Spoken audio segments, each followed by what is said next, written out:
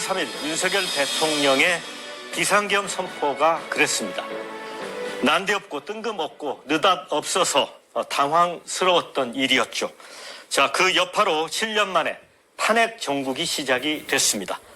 또 한국 보수는 침몰 직전에 타이타닉호 신세가 됐다, 이런 이 얘기도 나오고 있습니다.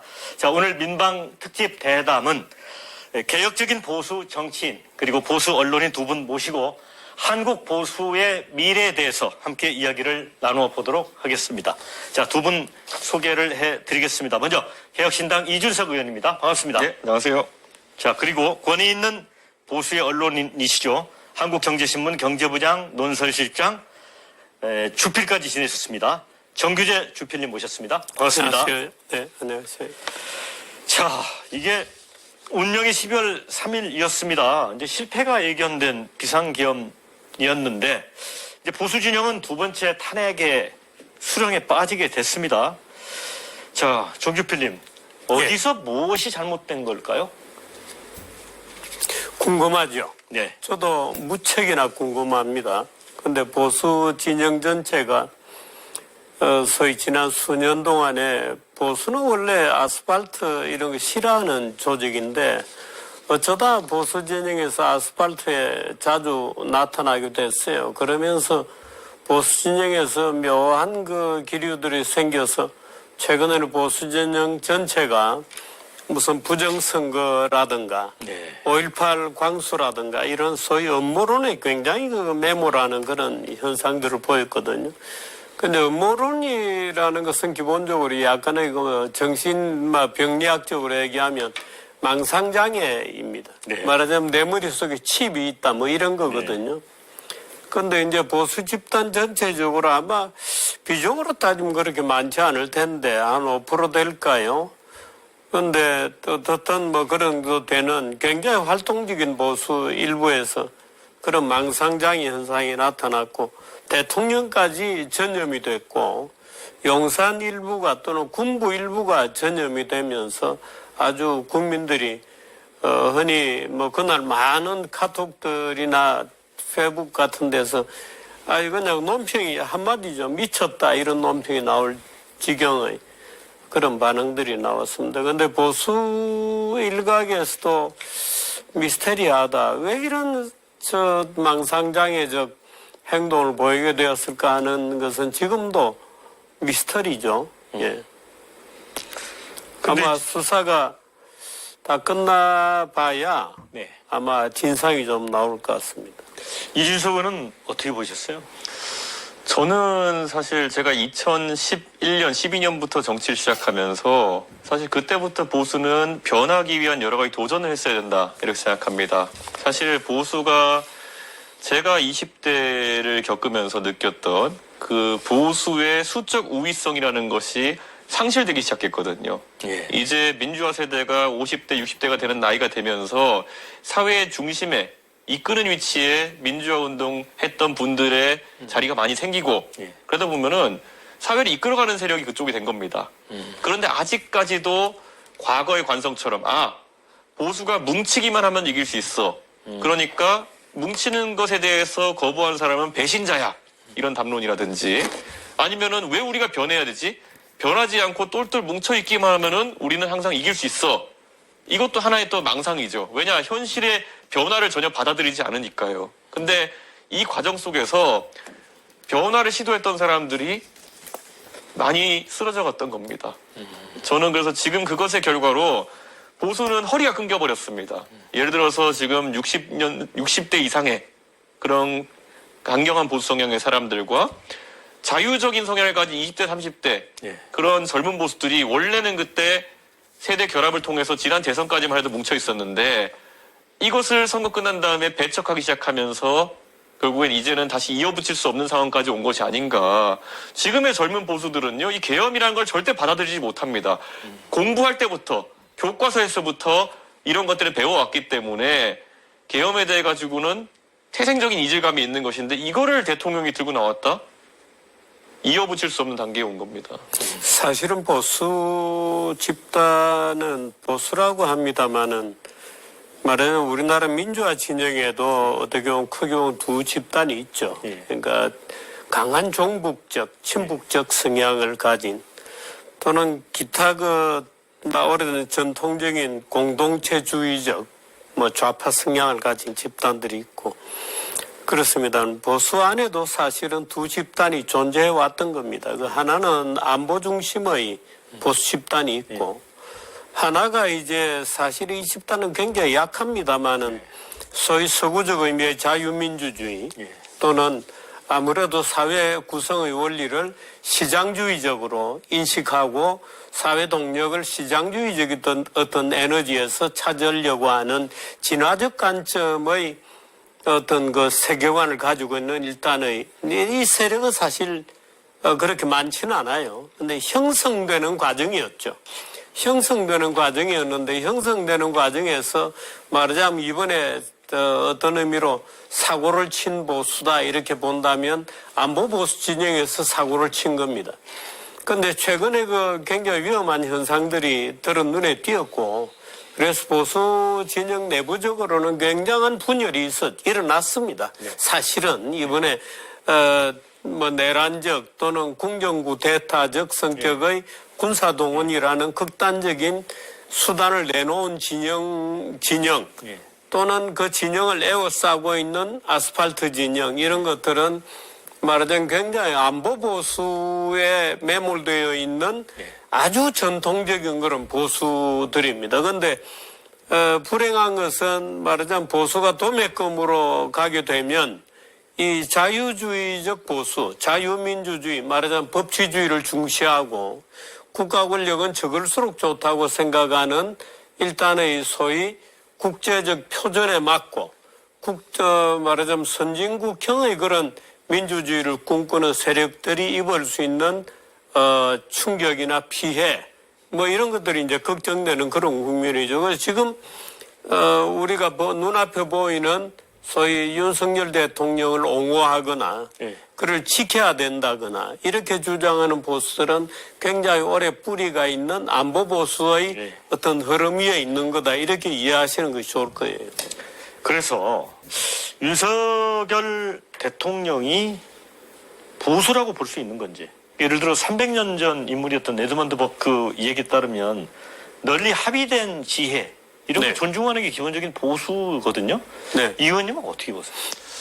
저는 윤석열 대통령이야말로 보수의 철학에 대한 결핍이 어느 정도 존재했다 이런 생각을 합니다. 보수든 아니면 진보든 본인이 어떤 철학을 가지고 행동하는 사람은 실제 내가 보수요, 내가 진보요 이렇게 말을 많이 하지 않습니다. 그렇기 때문에 내가 하는 결정 속에서 나의 가치관이나 철학이 드러내 보이게 하는 것이 진정한 그 철학이 내재된 사람들의 삶이지 윤석열 대통령은 우리가 기억하지만 취임사에서부터 본인이 자유 이런 표현을 굉장히 많이 썼습니다. 그렇죠. 그런데 실제 나중에 행동하는 모습에서는 그것이 전혀 반영되지 않은 모습을 보였거든요. 그렇기 때문에 오히려 그런 철학이 내재되지 않았기 때문에 외형적으로 외피해서 계속 그런 것을 드러내 보일 수밖에 없었던 것이고 그게 지금 와가지고는 윤석열 정부 내내 자유로 외쳤지만 자유에 따라서 판단한 건 아무것도 없고 법치를 얘기했지만 법치에 따라서 이루어진 것은 아무것도 없고 이런 괴리가 발생한 것이 아닌가 저는 그런 생각을 하고 실제로 그래서 저는 윤석열 대통령이 지금까지 검사로서 보여준 행보도 사실 일관되지 못한 부분이 굉장히 많거든요. 사실 보시면은 지금 윤석열 대통령이 문제가 되는 가장 큰 지점이 뭐냐면은 박근혜 대통령을 수사하고 이럴 때 굉장히 엄격한 그물코로 대통령의 통치행위를 재단했습니다. 박근혜 대통령은 사실 친족이 무슨 뭐 범죄를 한 것도 아니고 혈연관계도 없는 최순실 씨의 문제인데 이걸 이제 취재하려다 보니까 공동지감론, 경제 공동지감이 나오지 않았습니까? 근데 그 전까지만 해도 결국에는 뭐 노무현 대통령이나 이명박 대통령 형들이 문제 생겼을 때 대통령에게까지 취재하지는 않았었거든요. 김영삼, 김대중 대통령 아들들이 문제됐을 때 그렇게 취재하지 않았거든요. 근데 본인이 그런 어떤 새로운 장을 만든 다음에 그 엄격한 기준에 따라 가지고 잘 된 적도 있었지만 이제는 본인 대통령 돼가지고 굉장한 대가를 치러야 되는 상황이 온 거거든요. 저는 일관되지 않고 굉장히 그 때때로 본인의 이익에 맞게 행동했던 사람이다. 그런 생각을 합니다. 저는 이제 초기에 윤 대통령이 이제 아버지가 이제 경제학자였잖아요. 그래서 그 밀턴 프리드먼의 선택할 자유 이 책을 구체적으로 얘기를 했고, 그다음에 취임사에서도 자유를 엄청 강조를 했잖아요. 그런데 이번에 이제 국회에 군대를 보낸 거는 그거하고 완전 정반대 아니에요? 그렇습니다. 제가 그 보수 전쟁의 긴 흐름을 얘기했습니다만은 짧게 보면 우리 사회가 지난 수년 동안에 소위 이념적 문제로 또는 정치적 분쟁으로 두 진영으로 국민들이 찢어져서 말하자면 머리를 뒤밀고 굉장한 말하자면 알력과 분쟁, 항시적 분쟁 상태에 있었는데, 그래서 정치인의 지금은 싸우는 거 비슷하게 됐어요. 근데 사실은 윤석열 대통령의 출현, 이상한 사람들이 애워싸고 그런 정권이 출현하게 된 거죠. 근데 그런 출현에는 사실은 민주당도 굉장히 기여를 한 겁니다. 그러니까 윤석열이라는 사람이 언제 대중의 스타로 떠올랐냐 그러면 문재인 대통령 때거든요. 네. 그러니까 말할 수 없는 폭력적인 검찰권을 휘둘렀죠. 그 검찰은 사실은 검찰이 민주적으로 통제되고 있느냐는 질문을 할 때 그 검찰이 민주적 통제에서 벗어나서 완전히 자의적 권력이 된 게 문재인 대통령 때거든요. 근데 문재인 대통령이 그런 윤석열 대통령을 오히려 장려하고 프로모션 시키고 그리고 중앙지검장으로 그 다음에는 궁극적으로는 검찰총장까지 밀어 올리면서 그에게 엄청난 권력을 실어주었고, 그래서 사법부 파괴, 판사가 무려 15명이나 구속되거나 재판에 걸려 들어갔고, 70명이 옷을 벗었고, 200명의 전직 고위 관료들이 감옥에 들어가고, 1000명 정도가 수사를 받는 그야말로 폭력적인 어떤 그 러시가 일어났던 겁니다. 근데 그 핵심이 윤석열이라는 분이에요.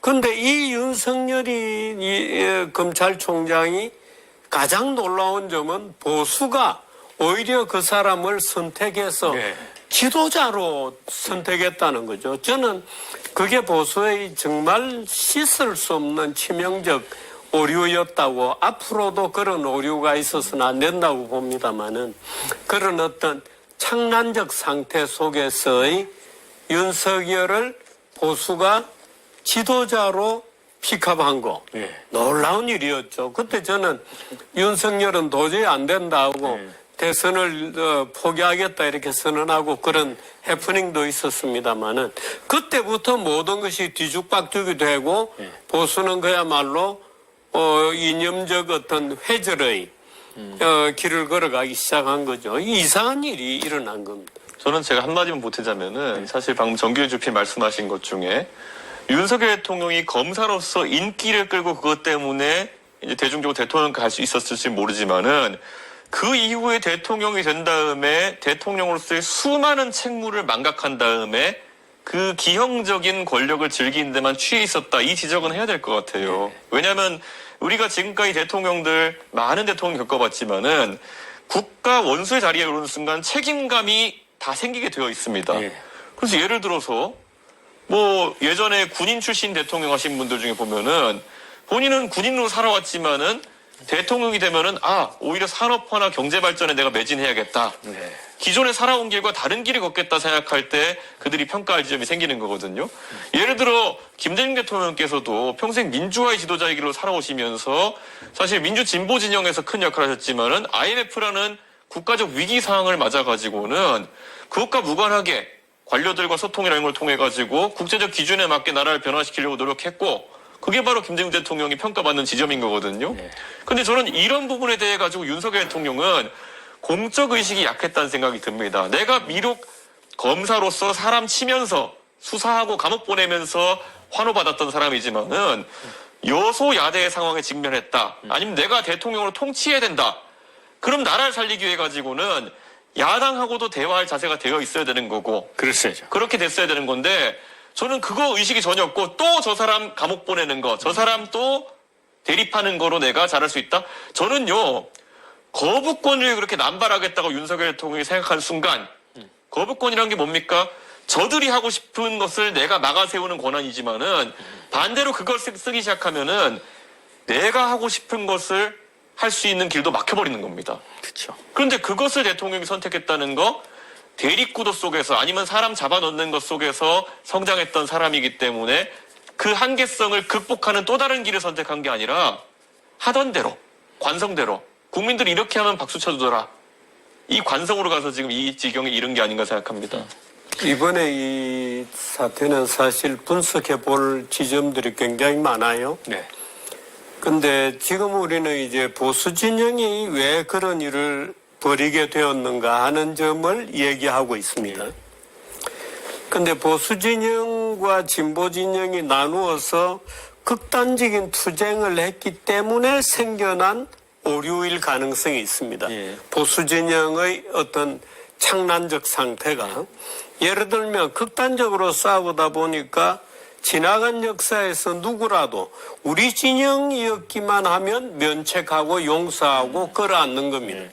그러니까 이승만 부국 대통령, 박정희 산업화 근대화 대통령에 이어지는 말하자면 전두환 대통령이 최근에 보수 진영에서 놀랍게도 말하자면 전두환의 12.12 같은 것은 구국의 결단이었다고 주장하는 사람들이 굉장히 늘어나기 시작했어요. 예.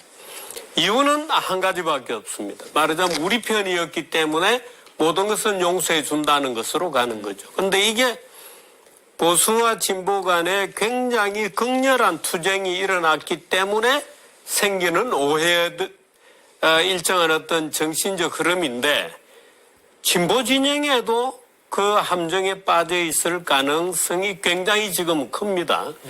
지금은 윤석열 대통령이 뭔가의 말하자면 결정적 실수를 했기 때문에 우리가 눈에 보이는 건 그거밖에 없습니다만은 최근에 그 민주당이 말하자면 이런 상황에서조차도 국힘당을 일방적으로 밀어붙이기만 하고 있거든요. 예. 그러니까 민주당과 그 지지자들도 여전히 투쟁하고 있는 겁니다. 예. 여전히 그 투쟁의 불길을 끄고 있지 않아요.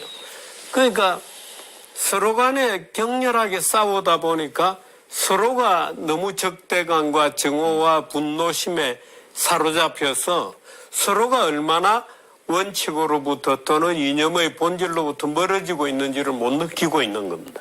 그러니까 지금 보수 일각에서 이런 판국에조차도 윤석열을 보호한다는 게 말이 되냐?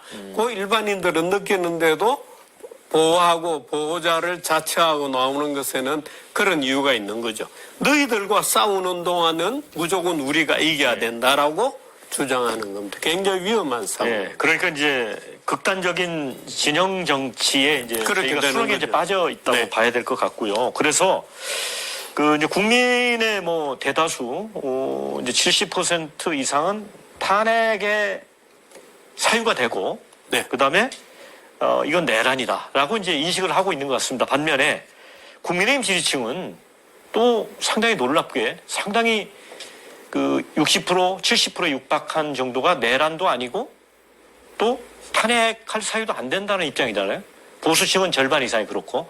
그래서 이런 부분들 때문에 그런지 몰라도 윤 대통령이 지금 법적인 정치적 책임을 지겠다라고 했다가 또 석동현 변호사 통해서는 이제 군 지휘관들이 검찰에서 했던 수사기관에서 했던 증언을 뒤집고 있잖아요.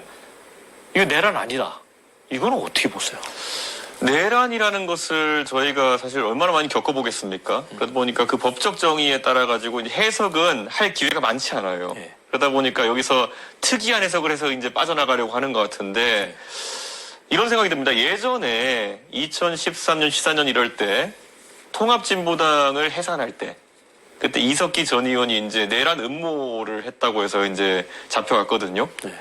그때 그런데 내란 음모가 뭐였냐면은 이게 그 당시 통진당 세력이 정부를 전복시키기 위해서 뭐 강연회 같은 데서 뭐 압력밥솥으로 폭탄을 만들고 이런 것에 대한 얘기를 했다는 것만으로 이제 수사가 돼가지고 그렇게 처벌이 된 건데 그만큼 내란이라는 것은 국가 질서를 크게 해할 수 있기 때문에 매우 아주 작은 것도 심각하게 다루는 겁니다. 그게 이제 과거에 황교안 법무부 장관 시절에 적용했던 정의거든요. 지금 와가지고 이거는 군경이 동원되고 그리고 대한민국 국민들이 전부 다 그게 이루어지는 과정을 목도하고 저만 해도 국회에서 국회의원이 국회에 진입하려고 하는데 그것을 경찰이 막아 세우는 경험을 한 사람입니다. 예. 그럼 저한테 이것이 과연 국헌을 무너뜨리는 헌법 질서를 무너뜨리는 그런 행동이 아니었다라고 주장한다면은 저는 거기에 대해서 다른 주장을 할 수밖에 없거든요. 근데 저는 이런 식으로 대통령께서 지금 만약에 이런 눈 가리고 아웅식의 대응을 한다고 하면요. 스타 검사 윤석열 또는 법률가 윤석열의 지금까지 행적 또한 전부 다 부정당하고 의심받을 수밖에 없는 겁니다. 지금까지 아까 말했던 것처럼 박근혜 대통령 수사할 때 윤석열 한동훈조가 얼마나 법조항을 엄격하게 다뤄가지고 직권남용 이런 거 엄청나게 적용해서 아까 정규 GP 말씀하신 것처럼 1000명 가까운 사람을 수사하고 그중에 사람들이 모욕감을 느껴가지고 스스로 목숨을 끊은 분이 있을 정도로까지 그렇게까지 수사를 했거든요. 예. 그러면 대통령은 저렇게 말하면 안 되는 겁니다. 지금 만약에 윤석열 대통령이 본인이 내란죄 수사하는 검사였다? 저분 성격이에요. 신나가지고 수사 엄격하게 하고 매일 브리핑하고 이렇게 했을 겁니다. 근데 왜 본인한테는 엄격하지 못한 거냐 지적할 수밖에 없죠. 이렇습니다. 석동현 변호사도 그렇고 아마 윤 대통령 본인이 그런 주장을 하고 있을 거예요. 예. 김용희 씨도 그 비슷한 주장을 하면서 예. 말하자면 진술 거부를 하고 예. 있다고 들었습니다만은 이 석동현 변호사가 이런 말을 했습니다. 이게 대통령의 얘기다 하는 것을 전제로 정권을 잡고 있는데 무슨 정권 찬탈의 내란을 하느냐. 예. 이렇게 얘기를 했는데 참으로 그분들의 생각이 가소로운 것은 민주정부라고 하는 것은 국헌이라고 하는 것은 우리나라의 권력을 사무권으로 분리해 놓은 제도입니다.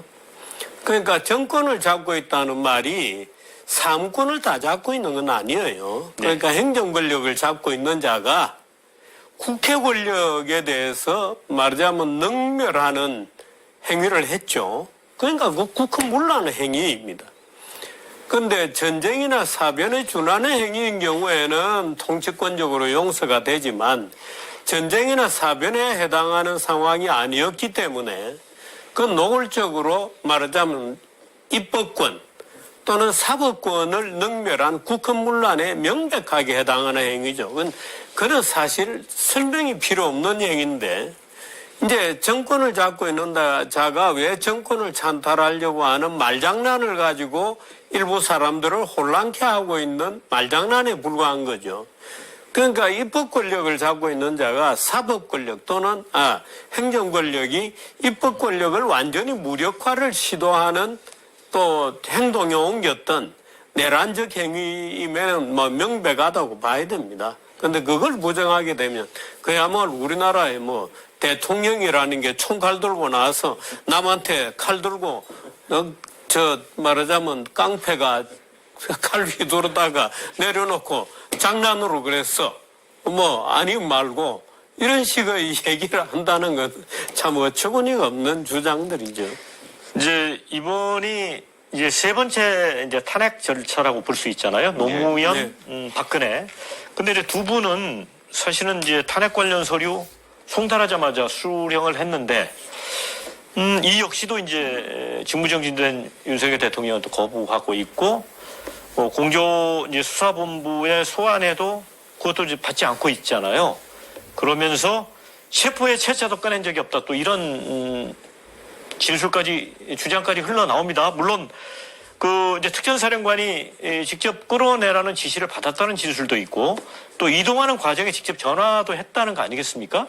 그런데 이것들이 어떤 탄핵과 별개로 내란죄 혐의에서는 벗어나겠다는 어떤 전략이랄까요? 나름의 그런 데서 기인한 건지 도대체 이해할 수 없다 이런 사람들이 많아요. 왜 그럴까요? 그런데 사실은 이 사건은 명백합니다. 그 국민들이 그 현장을 생중계로 봤기 때문에 생중계로 본 장면만으로도 이미 충분히 법률적 증거들은 다 말하자면 채집이라고 할까 채정이 이미 완료된 단계고. 네, 그 부분은 다 동의하는데 왜 그래도 이런 주장을 하는 것일까요?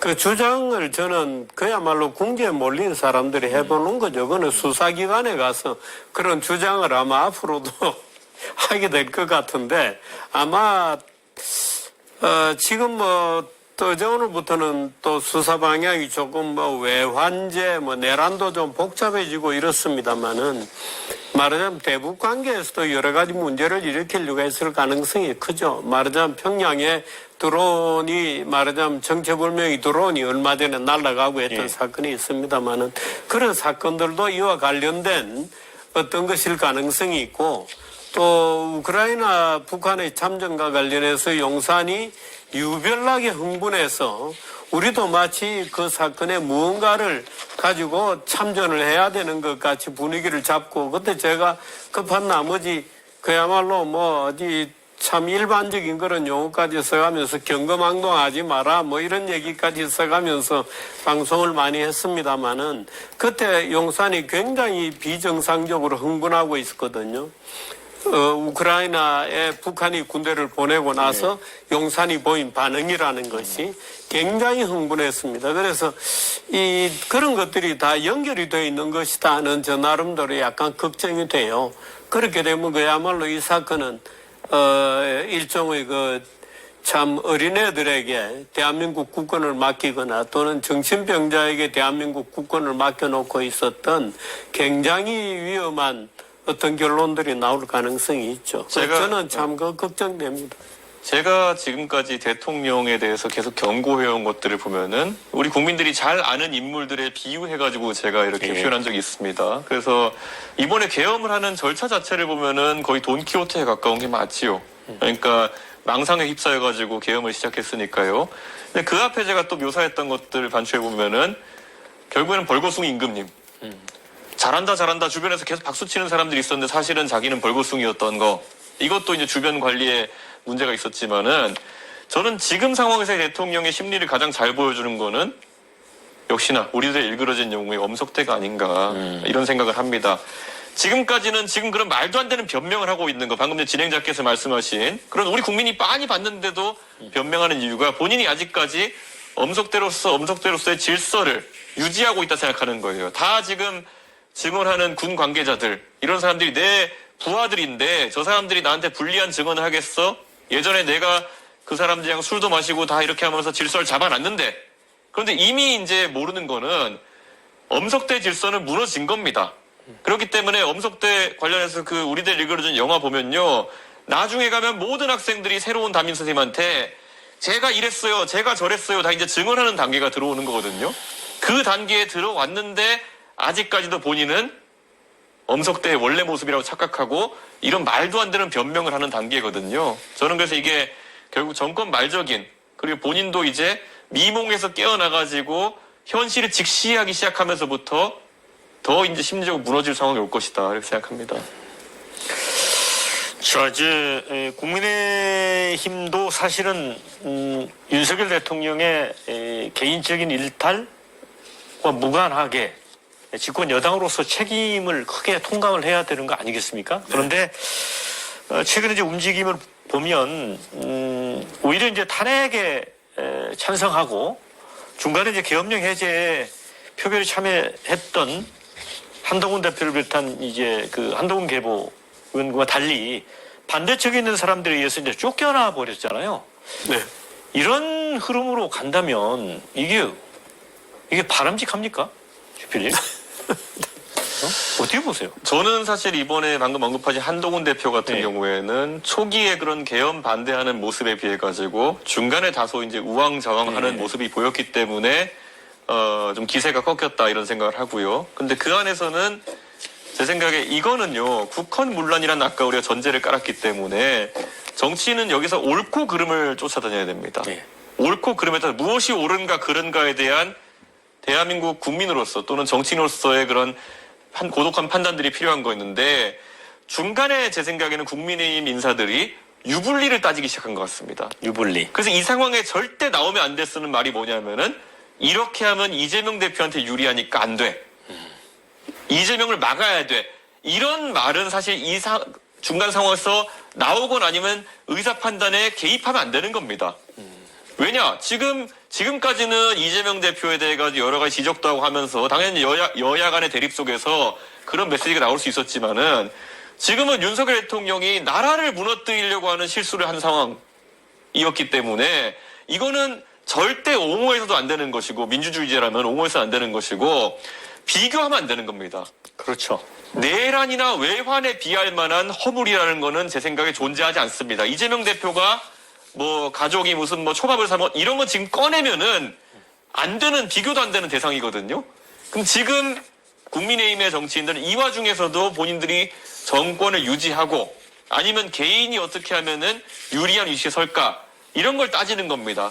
저도 개혁신당이 범야권 정당이지만 한편으로는 범보수 정당이기 때문에 여기에서 또다시 범보수 정당에서 범보수권에서 뭐 또 배신자 삼론이 나올 수도 있고 뭐 진영적인 관점에서 저희를 비난하는 여론이 나올 수도 있지만은 개혁신당과 그래도 저 이준석은 이거는 헌법 가치를 놓고 거기에 따라서만 판단한 것이지 다른 걸 하겠다는 생각 안 했거든요. 저는 이번에 국민의힘 거기 당과 그 개별 구성원들은 말 그대로 소탐대시라고 있는 거다. 저는 그런 생각합니다. 민주주의가 먼저 있어야지 그 다음에 개인의 유불리가 있는 거고 국민의힘이란 당의 유불리가 있는 것이지 어떻게 국헌문란 앞에서 다른 판단할 수 있습니까? 저는 굉장히 이번에 큰 실수했다고 생각합니다. 예, 근데 뭐 실수는 실수입니다. 근데 저는 그 실수가 국힘당 안에 오랫동안 흘러왔던 어떤 그 본성이라고나 할까요? 또는 기질이라고나 할까?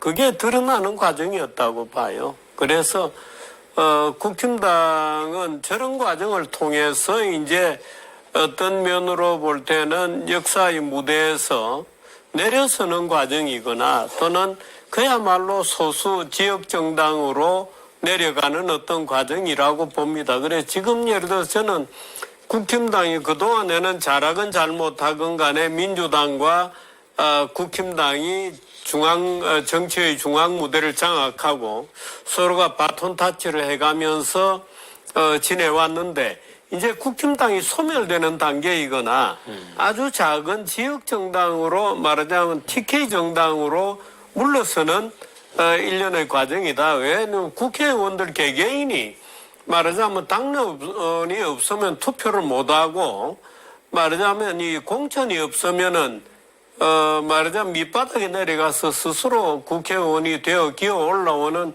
파이팅 정신이 없는 분들이다.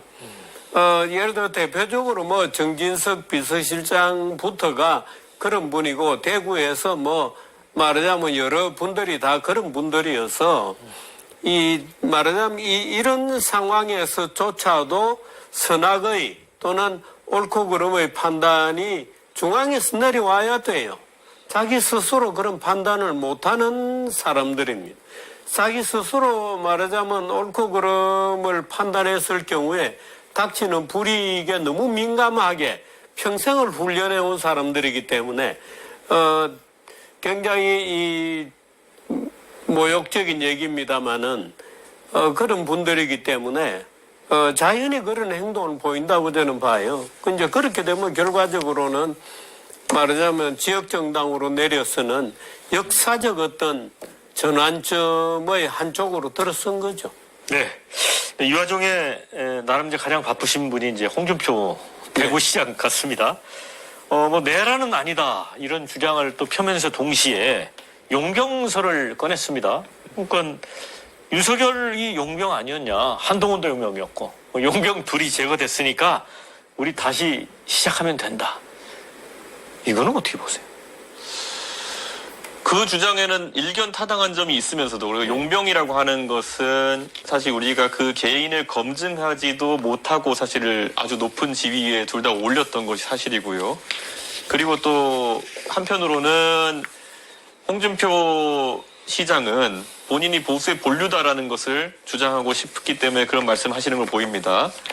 하지만 우리가 기억해봐야 될 거는 아까 우리 주필께서 말씀하신 것처럼 보수라는 건 절대 불변하는 조직이 아닙니다. 그렇죠. 결국에는 예전에는 산업화 세력으로 또 그리고 문민정부 시절에는 민주화 세력이 또 주류가 되고 박근혜 정부 시절에는 복지를 얘기하고 뭐 이러면서 탈바꿈해가는 조직인데 결국에는 홍준표 시장이 이야기하는 본류라고 하는 본인이 대표하고 싶은 보수가 어느 정도의 확장성을 가질 것이냐 그리고 지금 생각해보면요. 2012년에 국회의원 선거에서 박근혜 비대위원장이 이끄는 보수가 승리한 이후로 그 다음에는 2021년, 2022년에 김종인, 이준석 체제 하에서의 보수 외에는 선거를 전국 단위에서 이겨본 적이 없습니다. 그렇다면 홍준표 시장이 과연 지금 하려고 하는, 그럼 용병들을 제거하고 나서 하려고 하는 보수의 정치가 2018년 이럴 때 그때 홍준표 대표가 지휘했던 지방선거는 결과가 좋지 못했거든요. 그런 보수인지 아니면 탈바꿈한 보수인지 그런 것 자체가 좀 모호한 지점이 있다. 과거로 돌아가려는 관성이 동작하게 되면은 그것도 약간 확장성이 떨어지는 보수가 아닐까. 저는 그런 생각하면서 지켜봅니다. 근데 국민의힘 당 지도부가 이제 2년 반 만에 12번 바뀌었다는 거 아닙니까? 여기 이제 이준석 의원도 이제 그런 피해자 중에 한 분인데, 자, 그런데 또 놀라운 사실은 친윤이라고 하는 세력이 이번에 이제 대통령 탄핵 과정에서도 보면 여전히 똘똘 뭉치고 어떤 세력을 형성하고 있거든요, 주필리. 네. 이거는 어떻게 봐야 됩니까? 그게 이제 국힘당의 핵심으로 남아있는 사람들입니다. 저는 역사의 잔존물들이다 이렇게 봅니다. 지금 뭐 현역이라고는 명패는 현역입니다만은 긴 역사로 보면 아마 거의 잔존물이 될 거다. 이렇게 봅니다만은 이번에 명분도 놓치고 그분들이 생각하는 실리는 지역의 사수일 텐데 지역구에서 어느 정도 재생산 능력이 있는지는 모르겠습니다만은 아마도 TK 일부 당 경상북도 일부를 지배하는 그런 당으로 내렸을 가능성이 저는 굉장히 크다고 봅니다. 이제 만천하의 모든 진실이 드러난 상태다. 그래서 그 이권 집단으로서의 또는 부패 집단으로서의 지역과 연결된 강고한 어떤 기성의 벌써 우리는 사라진 줄 알았던 말하자면 부패 보수당의 모습을 지금 다시 목도하고 있는 것일 뿐이죠. 네. 그러니까 아마 저 당이 사라져야 또는 아주 지역당으로 내려앉고 나면 어떤 정치 모양이 될지 굉장히 궁금합니다만은 아직까지 말하자면 자유와 시장에 기반한 우리가 기대하는 그런 가치정당으로서의 보수당, 우리가 상상하는 원래 모습으로서의 보수당은 제대로 말하자면 빌드업 되지 않은 상태거든요. 그래서 이 말하자면 어떤 정당이 물론 많은 장애, 법적 장애도 있고 현실적 장애도 있습니다만은 새로운 보수를 만들어내느냐의 성공의 속도가 저 사람들이 역사의 뒤편으로 이제는 잔존물로서 처리가 되느냐 하는 속도하고 맞물려 갈 겁니다. 저는 그렇게 봅니다. 저는 대한민국 정치가 다시 한번 말하지만은 서로 간에 상호 간에 복수를 하면서 정권을 주고받는 상황이 되면은 영원히 발전할 수 없다라는 생각인데요. 이명박 대통령이 가장 잘못한 게 뭡니까? 공천학살로 친박계를 다 학살하고 보수 진영을 자신이 오롯이 갖겠다라는 그 불필요한 사족에 가까운 욕심 때문에 결국에는 본인이 약한 위치로 간 거거든요. 그 외에도 문재인 대통령도 보십시오. 그때 탄핵 이후에 탄핵 대선에서 당선돼서 지지율이 70% 80% 달했으면은 그 동력을 바탕으로 대한민국 사회를 개혁하는 곳에 매진했으면은 아마 문재인 정부는 지금과 다르게 약간 기록되고 있을 가능성이 높습니다. 그런데 거기서 윤석열 한동주를 이용해가지고 사실상의 복수에 나섰던 거거든요. 이른바 적폐청산. 그렇죠. 네. 그러고 나니까 결국에는 그게 또 보수 진영의 반작용. 극렬한 그런 반대를 사게 되고 결국에는 또 5년 만에 정권을 내주지 않았습니까? 윤석열 대통령 지금 또 결국에는 이재명 대표 수사한다 이런다 하면서 결국에는 그런 극렬한 반감을 사고 있는 거고 저는 지금 거기에 따라서 저 소위 윤핵관 또는 친윤이라는 사람들이 자기들 개인은 두려움을 느끼고 있을 수 있습니다.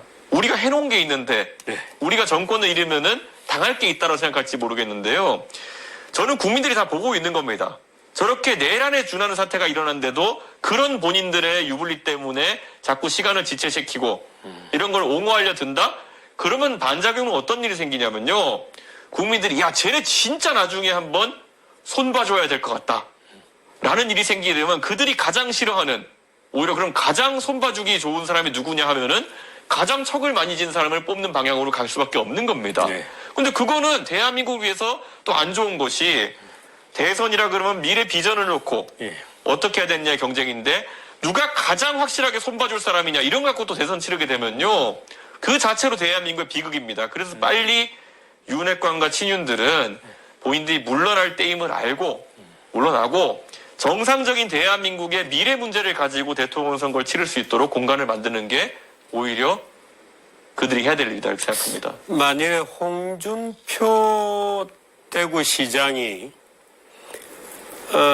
이번에 그 계엄을 옹호하고 예. 저는 참 깜짝 놀라고 있습니다만은 그것도 작은 계산 때문에 그럴까요? 계산이 있는데 그게 이 대구 분들은 오해가 없으시기를 바랍니다만은 대구에 내려가 있는 탓입니다. 아하. 그러니까 이분이 늘 대구에서 그런 얘기만 듣고 있는 거죠, 지금. 근데 이분이 당 안에서 그동안 늘 좋은 표현으로 매버릭이었거든요. 말하자면 당 안에 주류가 아니었습니다. 네. 그러니까 이 주류를 확보하고 없는 것이 자기의 정치적 진로를 위해서 너무나 절박한 거예요. 근데 이번에 그 주류를 업을 수 있는 절호의 기회다고 잘못 판단하는 거죠. 지금은 사실은 국민을 보고 국민의 대의를 보고 스탠스를 잡아야 되는데 아마 지금 계속 대구에 있다 보니까 뭔가 지금 이분이 착각하고 있는 거예요. 그 본인은 서울로 또 이사하겠다고 지금 이제 사실상 대권 도전 의지를 밝힌 상태인데 만일에 서울 와서 이분 저분을 만나보면 아마 아차 하는 생각을 하게 될지도 모르죠. 네, 저는 만일에 뒤늦게라도 깨달으면 모르겠습니다만은 잘못된 노선 지금과 같은 스탠스를 계속 취할 경우에 역시 역사의 물결에 같이 흘러가게 될 거다 이렇게 봅니다. 네. 근데 그 이 탄핵 국면을 이제 거치면서 국민들이 이제 굉장히 피곤함도 느끼고 뭐 불안감도 있고 이러는데 이 진짜 탄핵의 강을 이제 국민의힘만 건너서는 안 되고 우리 정치가 이제 이 탄핵의 강을 건너야 될 것 같거든요. 아까 이준석 의원 말씀해 주신 것처럼 대한민국이 왼쪽으로 치우쳤다 오른쪽으로 갔다. 그 앞으로 못 나가지 못 나가고 그런 상황에서 머무는 게 아니라 이제 앞으로 나가야 될 거 아니에요. 그래서 만약에 이제 탄핵이 인용이 된다면 이제 조기 대선이 열릴 것 같고 그래서 이 과정에서 우리가 어떤 리더십을 선택하느냐 하는 부분이 굉장히 중요할 것 같아요. 그렇죠? 저는 냉정하게 제가 말씀드리자면요. 선거판에서 가장 이제 잘 먹히는 그거가 국민 여러분 굉장히 화나셨죠. 저희가 복수하겠습니다. 이런 메시지를 내는 게 제일 쉽거든요. 예. 그런데 사실 그런 메시지가 나오면은 저는 강하게 배척해야 된다, 국민들이. 그런 생각합니다. 지금 대한민국에서 한 번도 경험하지 못한 일들이 일어나고 있는 것이 저 보십시오. 예를 들어 여수에 있는 화학단지에 있는 기업들이 힘들어하는 날이 올 거라고 누가 예상했겠습니까? 포항에 있는 철강 공장이 샘물 생산을 줄여야 되는 상황이 올 거라고 누가 생각했습니까? 메모리 반도체에서 우리가 다른 회사들에게 밀릴 수 있다. 그리고 파운드리에서 우리가 주류로 치고 나가지 못하고 이런 것들을 예상했던 시기가 없었습니다, 지금까지. 근데 이런 것들이 현실화되고 있는데 지금 또 만약에 복수나 이런 것들을 모토로 삼고 있는 사람이 아니면 그런 걸 잘할 것 같은 사람이 정권을 잡게 되면은 우리는 문재인 정부, 아까 말했던 이명박 정부의 숙청 이런 것들을 다시 반복하게 되는 상황이 생기는 거거든요.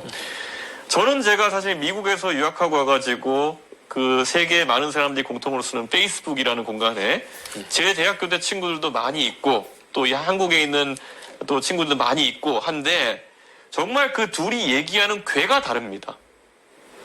해외에 있는 친구들 같은 경우에 뭐 미국인이고 이런 친구들은 산업을 고민하고 기술의 발전을 고민하고 다 제 친구들인데 그런데 한국 친구들은 누구보다 정치에 관심이 많은데 그중에서 말초적인 누가 선하고 누가 악한가를 가지고 계속 대립하는 모습 보입니다. 저는 우리가 결코 그런 글로벌한 분위기에서 동떨어진 분위기에서 정치가 흘러가서 안 된다. 그런 생각입니다. 저도 공부할 때요. 저도 글로벌 경쟁 속에서 우리나라를 대표해가지고 뭔가 멋진 정치를 해보고 싶어서 정치에 들어와 있는 거지. 제가 무슨 누구를 평가하고 국내에서 선악을 가리고 이런 거는 제가 잘할 수도 있지만 하고 싶은 게 아니었거든요. 그런데 이런 정치 환경이 강제되는 것이 더 지속돼서는 안 됩니다. 이제 저는 정치에 이런 세대 교체가 일어난다는 보는데 이건 지금까지 우리 정치의 관성 속에서 민주화다 이런 아젠다가 있을 때는 사실 선악이 있는 거 아닙니까? 예. 독재는 악이고 민주화를 하려는 사람은 선이기 때문에 이런 게 가능했다면은 이제는 바뀌어야 됩니다. 그리고 그런 것들이 이번 다가오는 조기 대선에서 저는 꼭 선거 문화의 변화 이런 것들이 일어나야지 우리가 전 세계의 어떤 분위기의 조류에 맞춰갈 수 있다는 생각을 합니다. 그러니까 이제 국민의힘에서 조기 대선 치른다면 이재명 포비아는 꺼내지 말라 이런 얘기 같아요. 먹히지도 않겠지만. 지금 사실은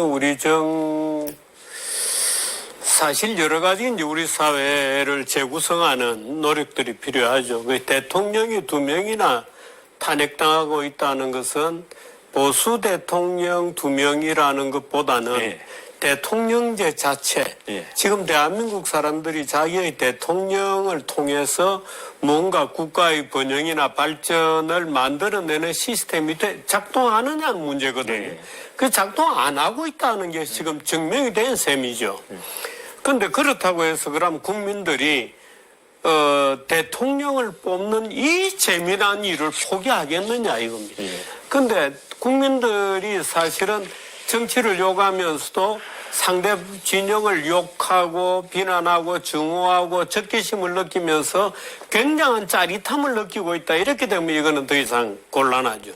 그건 문제는 지금 대한민국이 자본도 빠져나가고 말하자면 인재도 빠져나가는 굉장히 심각한 국면에 있다는 것을 우리 국민들이 좀 느끼고 사실은 지금 우리 이웃들을 보더라도 말하자면 어느 집에 그 머리 좋은 애들은 다 지금 미국 가 있습니다.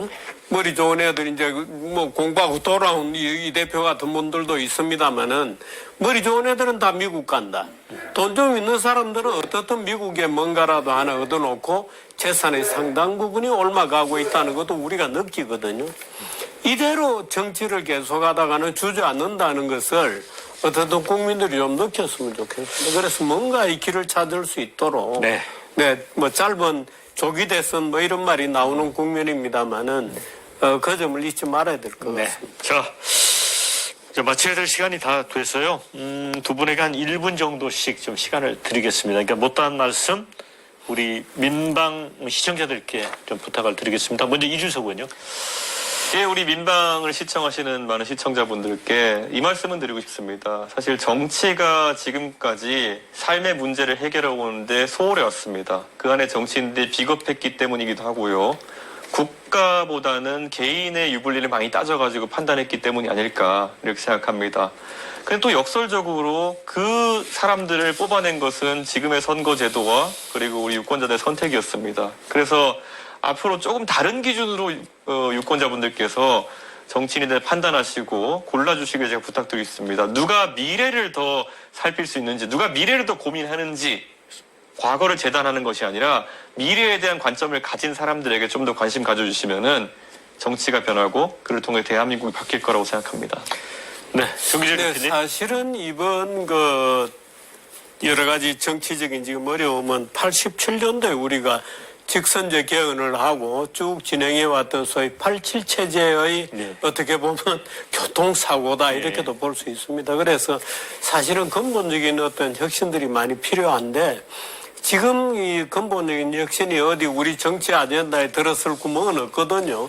그 여지도 적습니다. 그래서 국민들이 어떻든 보고 정치적 어떤 말하자면 자기 속에 있는 적개심이라든가 상대방에 대한 증오라든가 이런 것을 내려놓을 수 있는 좀 훈련들을 조금씩 해야 되지 않나. 오로지 국민에게 달린 것인데 문제는 우리가 기존의 어떤 정치적 쟁패를 뒤로하고 새로운 단계로 좀 나갔으면 하는 열망을 우리 국민들이 얼마나 가져주느냐에 따라 달린 거죠. 네. 최근 이제 계엄 정국, 탄핵 정국 속에 국민의힘 당원 8,000명 탈당을 했고요. 영남에서도 한 2,000명 이상이 빠져나갔다고 합니다. 어쨌든 보수 진영으로서는 이제 절체절명의 위기의 순간이고요. 위기 속에 또 기회가 있다는 얘기도 있습니다. 어떤 변화를 할지 좀 기대를 해봐야 될 것 같고요. 오늘 두 분과의 대담은 좀 여기서 마무리 지어야 될 것 같습니다. 자, 저는